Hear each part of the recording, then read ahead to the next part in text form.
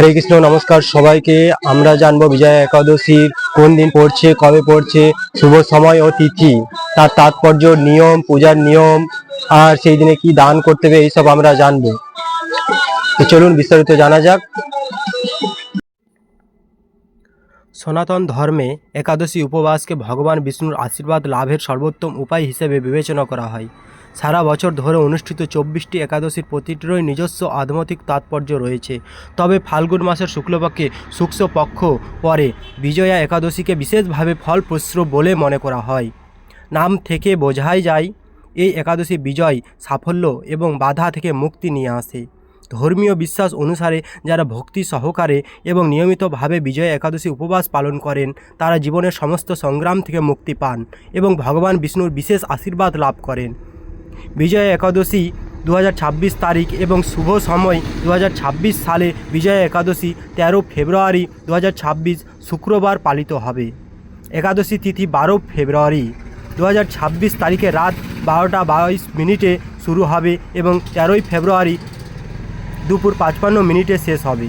হিন্দু ধর্মে উদয় তিথির স্বীকৃতির কারণে 13 ফেব্রুয়ারি 2026 তারিখে বিজয়া একাদশী উপবাস পালিত হবে। পরের দিন 14 ফেব্রুয়ারি 2026 তারিখে সকাল 7:23 থেকে 9:21 মধ্যে উপবাস ভাঙা হবে। বিজয়া একাদশী উপবাসের ধর্মীয় তাৎপর্য। বিজয়া একাদশী উপবাস সকল পাপ ধ্বংসকারী বলে মনে করা হয়। এই উপবাস কেবল বর্তমান জীবনের পাপই নয়, অতীত জীবনের পাপ থেকেও মুক্তি দেয়। শাস্ত্রে উল্লেখ করা হয়েছে যে এই একাদশীর প্রভাব ভক্তকে ধর্ম, অর্থ, কাম এবং পরিণামে মোক্ষ লাভের সুযোগ দান করে। বিশ্বাস করা হয় যে বিজয়া একাদশী উপবাস জীবনে বারবার ব্যর্থতা, শত্রুর বাধা, মানসিক যন্ত্রণা এবং ভয় দূর করতে অত্যন্ত কার্যকর। বিজয়া একাদশী পূজা পদ্ধতি। বিজয়া একাদশীতে ব্রহ্ম মুহূর্তে রাতের সময় ঘুম থেকে উঠুন, স্নান করুন এবং পরিষ্কার হলুদ পোশাক পরুন। তারপর ভগবান বিষ্ণুর ধ্যান করুন এবং উপবাস পালনের প্রতিজ্ঞা করুন। আপনার বাড়ির প্রার্থনা স্থলে ভগবান বিষ্ণু এবং দেবী লক্ষ্মীর একটি মূর্তি বা ছবি স্থাপন করুন। তাদের তুলসী পাতা, হলুদ ফুল, ফল, একটি প্রদীপ, ধূপ এবং চন্দন নিবেদন করুন। আচার অনুষ্ঠানের পর বিজয়া একাদশী উপবাসের গল্প শুনুন এবং ভগবান বিষ্ণুর উদ্দেশ্যে আরতি একটি আচার দিয়ে শেষ করুন। এই দিনে ব্রাহ্মণ, সাধু এবং দরিদ্র ও দুঃস্থদের দান করা বিশেষভাবে পুণ্যের বলে বিবেচিত হয়। পুরাণে বিজয়া একাদশীর মহিমা।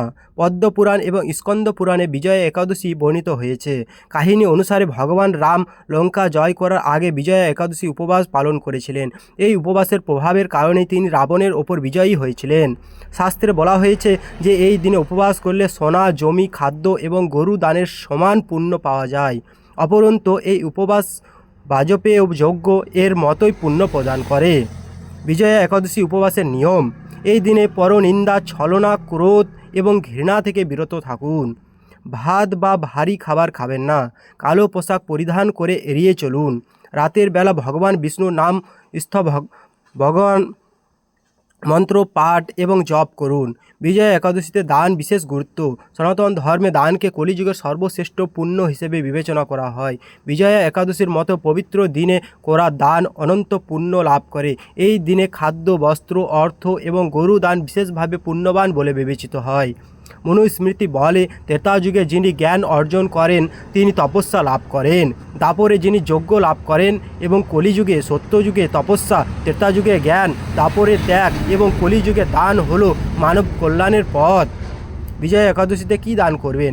অন্ন ও শস্য দান। এই দিনে দরিদ্র, অসহায় ও অভাবী শিশুদের খাওয়ানো সর্বোত্তম দান হিসেবে বিবেচিত হয়।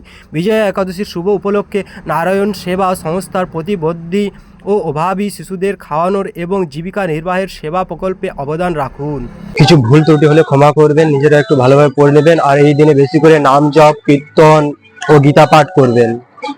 হরে কৃষ্ণ।